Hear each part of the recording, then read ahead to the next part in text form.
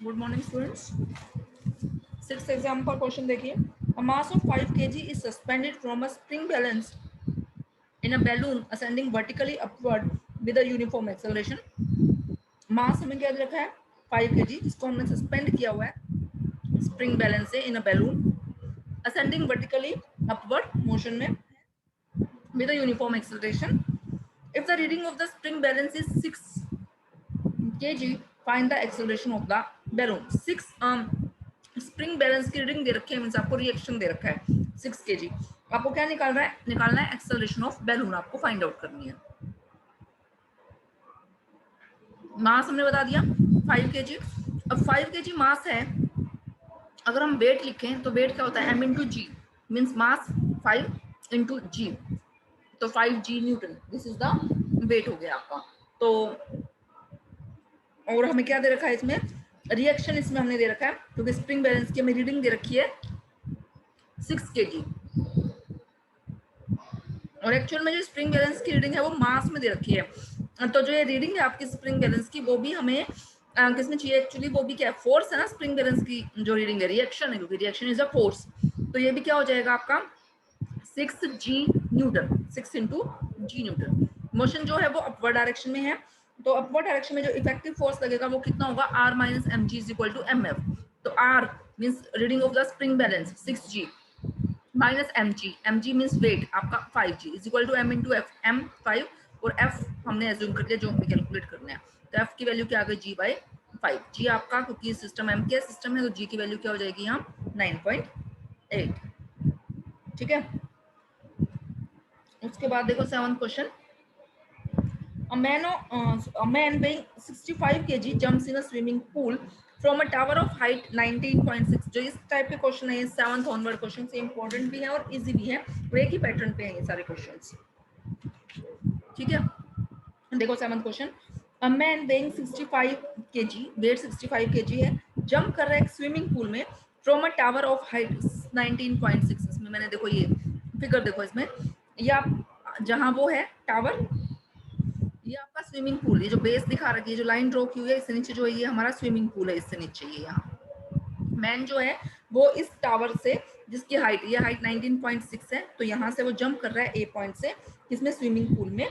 जब वो swimming pool में, मैंने आपको पहले भी बताया था, जंप करेगा तो वो एकदम उस वाटर के सरफेस पे नहीं होगा, उसके कुछ अंदर तक जाएगा। और कितने अंदर तक जा रहा है वो उसमें, he was found to go down in water by 2 metre, 2 metre तक अंदर तक गया वो, एंड देन स्टार्टेड राइजिंग, और फिर उसने ऊपर आना स्टार्ट किया। ऊपर मींस लेवल पे आएगा, सरफेस ऑफ वाटर पे। Find the average resistance of the water, आपको क्या निकालना है इसमें, एवरेज रेजिस्टेंस ऑफ वाटर निकालना है। ठीक है, तो यहाँ हाइट हो गया आपकी 19.6। हम फॉर्मूला यूज करें इनिशियली, जो आपका मैन है वो रेस्ट पे है, अभी तो वो खड़ा है, जंप करने के लिए रेडी है वो, तो हम फॉर्मूला यूज कर रहे हैं v square minus you square is equal to 2as होता है फॉर्मूला। लेकिन यहाँ एक्सेलरेशन क्या काम करेगी, एक्सेलरेशन ड्यू टू ग्रेविटी, क्योंकि वो जंप करना है उसने डाउनवर्ड, तो 2gh डेप्थ कितनी है 19.6 इनिशियली रेस्ट पे, तो v square minus 0 is equal to 2g 9.8 और h की वैल्यू यहाँ से हमने क्या निकाल लिया, v निकाल लिया। ठीक है, उसके बाद देखो now the velocity becomes 0 when man goes down in the water. जब मैन जो है वाटर में अंदर चला जाता है, बी से सी तक पहुंच गया जब वो, तो यहाँ पर वो किस पे आ चुका है, रेस्ट पे, वेलोसिटी उसकी क्या बन जाएगी 0। ठीक है, when B C is equal to 2 metre, तो यहाँ हम ये फॉर्मूला फिर से यूज कर रहे हैं, B square minus you square is equal to 2as।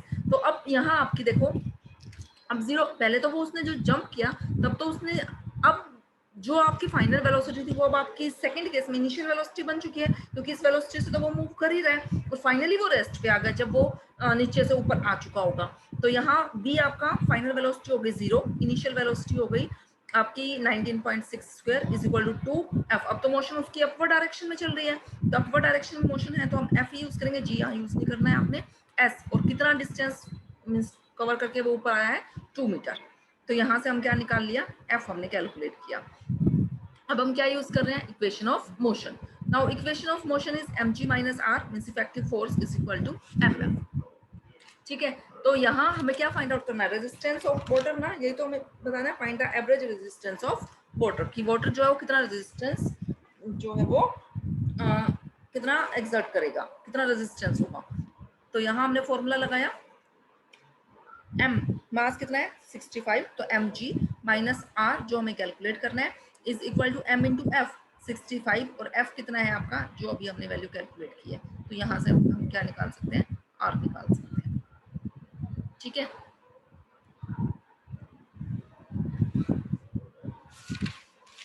8th question देखो, a balloon of mass m is rising with an acceleration f। एक बैलून जिसका मास m है वो आपका अपवर्ड डायरेक्शन में मूव कर रहा है एक्सेलरेशन f के साथ।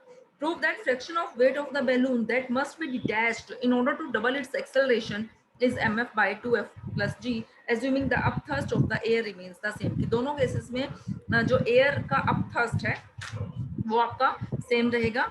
हमें क्या प्रूव करना है इसमें कि जो कितना बैलून का कुछ वेट जो है वो डिटैच हो रहा है, और जब वो डिटैच हो रहा है तो उसकी एक्सेलरेशन जो है वो डबल हो रही है। ठीक है, और हमें क्या प्रूव करना है कि जो भी वेट फ्रैक्शन ऑफ वेट जो डिटैच हुआ वो इतना हुआ। देखो, let F poundal with the upthrust of the air. यहाँ इसने पाउंडल यूज किया, लेकिन यहाँ इसने कोई यूनिट्स नहीं दे रखे हैं, तो आप कुछ भी लिख सकते हो, कोई प्रॉब्लम नहीं है। ठीक, नाउ इफेक्टिव फोर्स क्या होगा यहाँ, R minus M G is equal to M F, क्योंकि मोशन आपकी अपवर्ड डायरेक्शन में है। तो आर जो आर था उसको हमने यहाँ एफ से नोट किया हुआ है, आप आर से भी कर सकते हो, minus M G is equal to M F. अब देखते हैं, अब हम क्या कह रहे हैं कि जो हमें निकालना है कि कितना मास डिटैच हुआ, let M one B the mass detached, so that new mass कितना बन जाएगा अब एम माइनस एम वन।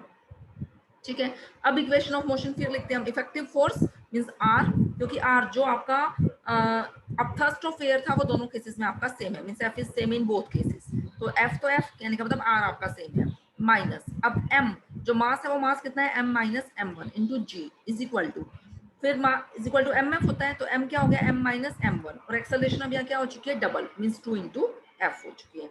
अब यहाँ से आपने इक्वेशन 1 और 2 इक्वेशंस को क्या करना है, सोल्व करना है, और सोल्व करके आपको उस एफ की वैल्यू कैलकुलेट करनी है। ठीक, इसके बाद 9th क्वेश्चन, 10th क्वेश्चन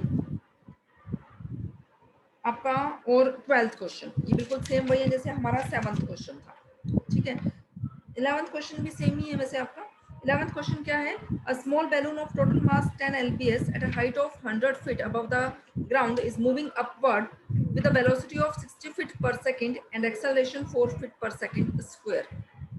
एक स्मॉल बैलून जिसका टोटल मास आपको दे रखा है 10 lbs है, कितनी हाइट पे, 100 फीट हाइट पे above the ground, is moving upward, वो अपवर्ड डायरेक्शन में मूव कर रहा है, किस वेलोसिटी से, 60 फीट पर सेकंड की वेलोसिटी से, और एक्सेलरेशन भी आपको दे रखी है। When a mass of 1 lbs become detached, जब 1 lbs मास उसमें से डिटैच हो जाएगा, find the new acceleration of the balloon assuming that upward force acting upon it remains unaltered। ये बिल्कुल 8th क्वेश्चन के तरीके से है। also find how many seconds will 1 lbs mass take to reach the ground। ठीक है, ये आप क्वेश्चन ट्राई करोगे जैसे हमने 8th क्वेश्चन किया था। ओके स्टूडेंट्स, बाकी हम नेक्स्ट लेक्चर में डिस्कस करेंगे।